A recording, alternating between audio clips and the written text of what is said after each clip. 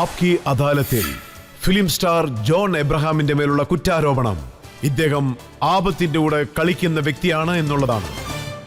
John, താങ്കളെക്കുറിച്ച് വായിച്ചപ്പോൾ എനിക്ക് മനസ്സിലായ ഒരു കാര്യം എന്താണെന്ന് വെച്ചാൽ താങ്കളുടെ എൽബോസിൽ, താങ്കളുടെ ഷിൻ സ്പ്ലിൻസിൽ, ജിമ്മില് പരിക്ക് പറ്റിയത്, താങ്കളുടെ പല ബോണുകളും പൊട്ടിയിട്ടുണ്ട്. ഒരു ആക്സിഡന്റിൽ ലെഗ് ഫൂട്ടിൽ പരിക്കേറ്റു. അതെ. മറ്റൊരു ആക്സിഡന്റിൽ താങ്കളുടെ ഫ്രണ്ട് ഫൂട്ടിന് പരിക്കേറ്റു.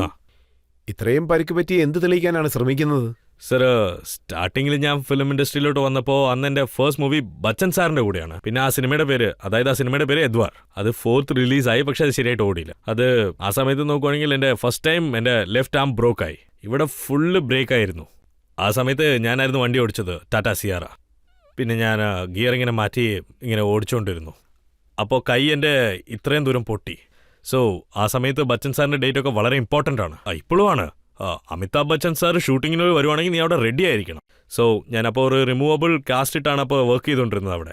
സോ ഷോട്ടിന് മുമ്പ് ഞാൻ ആ കാസ്റ്റ് എടുത്തിട്ട് വർക്ക് ചെയ്യും. പിന്നെ അത് വെച്ചിട്ട് ഐസ് പാക്ക് ഞാൻ വെച്ചോണ്ടിരിക്കും. സോ ആ സമയത്ത് എനിക്ക് എന്താ തോന്നിയെന്ന് വെച്ചാൽ I think that I'm slightly accident porn.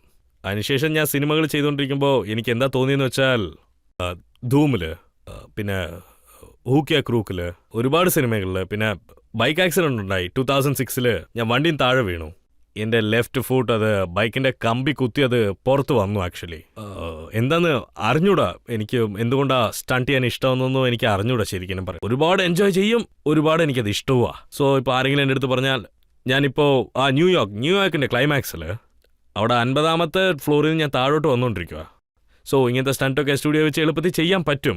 So ഈ ഗ്രീൻ മാറ്റൊക്കെ ഇട്ട് ഞാൻ ഡയറക്ടർ കബീറിൻ്റെ അടുത്ത് ചോദിച്ചിരുന്നു, നിങ്ങൾക്ക് അവിടുന്ന് ഷോട്ട് എടുക്കുകയാണെങ്കിൽ നല്ലപോലെ കിട്ടുമോയെന്ന്. അദ്ദേഹം ഡയറക്ടറല്ലേ, അപ്പോൾ അദ്ദേഹം അവിടെ നിർത്താൻ നല്ല രസമായിരിക്കും എന്ന് പറഞ്ഞേ. ശരി, ഓക്കെ, ഞാൻ അവിടുന്ന് വീഴാമെന്ന് ഞാൻ അദ്ദേഹത്തിൻ്റെ അടുത്ത് പറഞ്ഞു. അതായത് ഞാൻ അവിടുന്ന് തൂങ്ങിക്കൊണ്ടിരിക്കുന്ന സമയത്ത്, അതായത് 40th ഫ്ലോറിൽ, പിന്നെ അവിടെ വിൻഡോ ക്ലീനിങ് ചെയ്യുന്നവർ പറഞ്ഞു നിങ്ങളെക്കൊണ്ട് പിന്നെയും മുകളിലോട്ട് വരാൻ പറ്റില്ല, താഴെ ഗ്രൗണ്ട് ഫ്ലോറിലാണ് പോകേണ്ടതെന്ന്. പിന്നെയും ക്യാരബീനർ അത് മുകളിലോട്ട് കയറത്തില്ല, താഴോട്ടേ പോകുള്ളൂ. അപ്പം ഞാൻ ഓക്കെ എന്ന് പറഞ്ഞു. ഓക്കെ, അപ്പം ഞാൻ താഴെ 20th ഫ്ലോറിൽ പോകുന്ന സമയത്ത് അപ്പോൾ പ്രസിഡൻസിയിലെ election is going on there. അമേരിക്കയിൽ November 4th പ്രസിഡൻഷ്യൽ ഇലക്ഷൻ ആയിരുന്നു. അപ്പോൾ 3 hours ഞാൻ അവിടെ തന്നെ തൂങ്ങിക്കൊണ്ടിരിക്കുമായിരുന്നു. അങ്ങനെ അപ്പോഴാണ് ഞാൻ റിയലൈസ് ചെയ്തത് ഇത് വളരെ ഒരുപാട് കഷ്ടമുള്ള പണിയാണ്, ഇനി ചെയ്യാൻ പാടില്ല. സോ ഇപ്പോഴും എനിക്ക് ടെന്നീസ് എൽബോന്റെ പ്രശ്നം ഒരുപാട് തന്നെയുണ്ട്. ആർക്കും അറിയില്ല അതത്ര. ടെന്നീസ് എൽബോ ടെൻഡനൈറ്റിസ്, അതിൽ ഒരുപാട് വേദനയുണ്ട്. പിന്നെ ഇവിടെ ഈ എല്ലിൽ പോലും നല്ല വേദന ഉണ്ടാവും. നല്ല വേദനയുണ്ട്. ആക്ച്വലി ഞാൻ കുറച്ച് ഹാൻഡിക്യാപ്പിനെ പോലെയാണ്. സോ എൻ്റെ ബോഡി ഞാൻ നല്ലപോലെ കഷ്ടപ്പെട്ടാണ് ബിൽഡ് ചെയ്തത്. അത് ബിൽഡ് ചെയ്യാൻ ഒരുപാട് ടൈം എടുത്തിട്ടുണ്ട്. പക്ഷേ താങ്കൾ റിസ്ക് എടുക്കാതെ വെറുതെ ഇരിക്കില്ലല്ലേ? അല്ലല്ലോ, എനിക്ക് വളരെ ഇൻട്രസ്റ്റ് ആണ്. എനിക്ക് ഇങ്ങനെയാണ് തോന്നുന്നത്. പിന്നെ ഞാനൊരു കാര്യം ഇപ്പോൾ തന്നെ പറഞ്ഞേക്കാം, അടുത്തത് നെക്സ്റ്റ് ഈ കൺട്രിയിൽ ഞാനൊരു ആക്ഷൻ ഹീറോ ആയിട്ട് വന്നിരിക്കും. നമ്മുടെ നാട്ടിൽ അക്ഷയ്ക്ക് ശേഷം സാറിന് അറിയാലോ, ആരും അങ്ങനെ നല്ലൊരു ആക്ഷൻ ഹീറോ ഇതുവരെ വന്നിട്ടില്ല. ഒരു പ്രോപ്പർ ആക്ഷൻ ഹീറോ. റൂമിൽ താങ്കൾ ബൈക്ക് ഓടിച്ച് തന്നെ എല്ലാവരെയും എത്രത്തോളം ആക്ഷനിൽ താങ്കൾ ബ്രില്യൻ്റ് ആണെന്നുള്ളത് തെളിയിച്ചു. അതെ. പക്ഷേ അത് കണ്ട് ഇവിടുത്തെ ജനങ്ങൾ, ഇവിടുത്തെ ചെറുപ്പക്കാർ അത് ഫോളോ ചെയ്യാൻ തുടങ്ങിയ സർ, ഞാൻ എന്താ വിചാരിക്കുന്നതെന്ന് വെച്ചാൽ അത് വളരെ വളരെ തെറ്റായിട്ടുള്ളൊരു എക്സാമ്പിളാണത്. യങ്സ്റ്റേഴ്സ് എന്നെ കണ്ട് സ്പോർട്സ് ബൈക്കൊക്കെ അങ്ങനെ ഓടിക്കുവാണ്. അവരെ ഞാൻ നിർത്തിയിട്ട് സ്ലോ ആയിട്ട് ഓടിക്കുമെന്ന് പറഞ്ഞ് ഹെൽമെറ്റ് ഇടാൻ പറയുവാണ്. സ്ലോ ആയിട്ട് പോകും. നിനക്കിപ്പോൾ ഒരു പെണ്ണിനെ ഇംപ്രസ് ചെയ്യാനാണ് ആഗ്രഹം എന്ന് വെച്ചാൽ അത്ര സ്പീഡിൽ നീ പോയാൽ നിന്റെ മോന്ത എങ്ങനെ ആ പെണ്ണ് കാണും? ഷൂ എന്ന് പറഞ്ഞ് നീ ഇങ്ങനെ പോയാൽ പിന്നെ പറയുന്നത് മനസ്സിലാവുന്നുണ്ടോ ഇല്ലയോ? Just Dhoom style.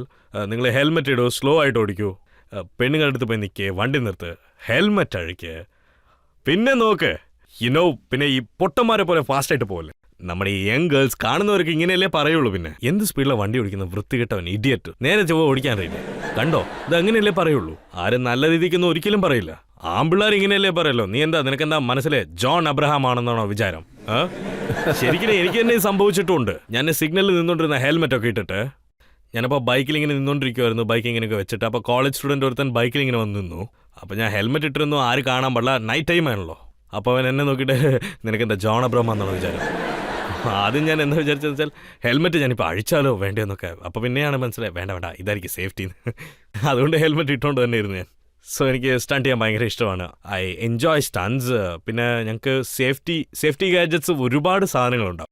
അപ്പോൾ അത് ഞങ്ങൾക്ക് കിട്ടുന്നതുകൊണ്ടാണ്, റിയൽ ലൈഫിൽ അത് കിട്ടത്തില്ല. അതുകൊണ്ടാണ് ഒരുപാട് ആക്സിഡൻറ്റ്സ് ഉണ്ടാവുന്നത്.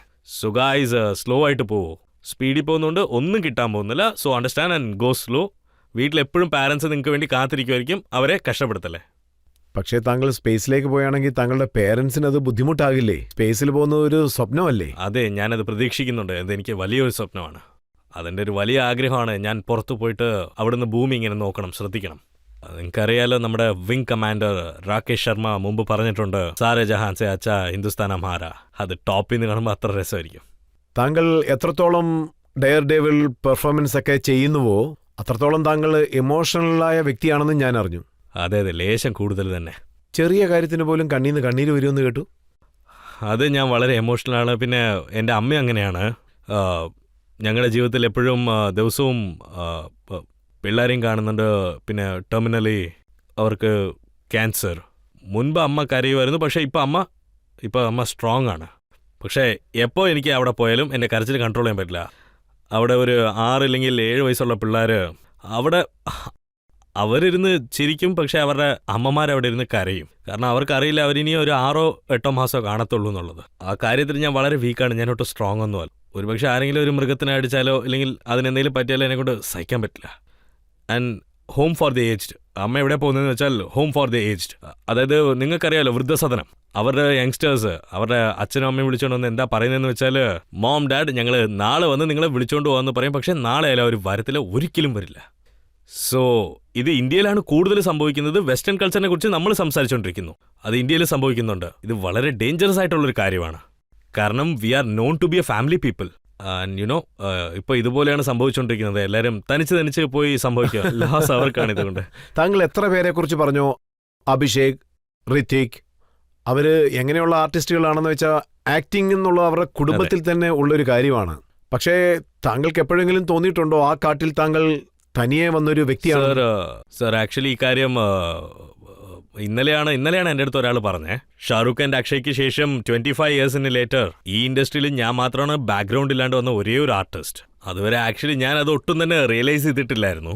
I am here by myself. So അതുകൊണ്ട് സാർ നിങ്ങൾ പറഞ്ഞത് ശരിയാണ്. ഇവിടെ സസ്റ്റെയിൻ ചെയ്യുന്നത് പറയുന്നത് വളരെ കഷ്ടമുള്ളൊരു കാര്യമാണ്. നമ്മൾ ഇൻഡസ്ട്രിയിൽ എപ്പോഴും പോരാടിയേ പറ്റൂ. കാരണം ഓരോ സ്റ്റെപ്പിലും നമ്മൾ പ്രൂവ് ചെയ്തേ പറ്റൂ. ഇപ്പോൾ നിങ്ങൾ എന്നെ തന്നെ എടുത്തോളൂ. ജോൺ അബ്രഹാം ധൂം അതിൽ നല്ലപോലെ ചെയ്തിട്ടുണ്ട്. Garam masala cinema okay, New York okay, ഒരു പ്രാവശ്യം വൺ ടൈം കാണാം. സോ ഓരോ സ്റ്റെപ്പിലും നമ്മൾ പ്രൂവ് ചെയ്തുകൊണ്ടേ ഇരിക്കണം സർ. അത് വളരെ ഒരു നല്ല ഫീലാണ് sir. Fun with a good feel. എനിക്ക് തോന്നുന്നത് മറ്റുള്ളവർക്ക് കുടുംബമുണ്ട്, അതായത് ഗോഡ് ഫാദേഴ്സ് ഉണ്ട്, പക്ഷെ താങ്കളോടൊപ്പം ഈ ജനങ്ങളുണ്ട്. ആബ്സല്യൂട്ട്ലി. കാര്യം ഞാൻ എപ്പോഴും ആക്സെപ്റ്റ് ചെയ്തോളാം sir. Thank you so much. Thank you all. ഞാൻ എപ്പോഴും ഇങ്ങനെയാണ് ആലോചിക്കുന്നത്. എൻ്റെ ഓഡിയൻസൊക്കെ അവരാണ് എൻ്റെ എല്ലാം. അത് ദേ ആർ അൺബിലീവബിൾ സർ. എൻ്റെ ഇത്രയും സപ്പോർട്ട് ഓഡിയൻസിൻ്റെ സൈഡിൽ നിന്ന് കിട്ടിയിട്ടുണ്ടെങ്കിൽ ഇറ്റ്സ് ഔട്ട്സ്റ്റാൻഡിങ്. ഞാൻ എപ്പോഴും അവരെ അതിനുവേണ്ടി റെസ്പെക്ട് ചെയ്യുന്നുണ്ട്. ഞാൻ ഒരുപാട് താങ്ക് യു.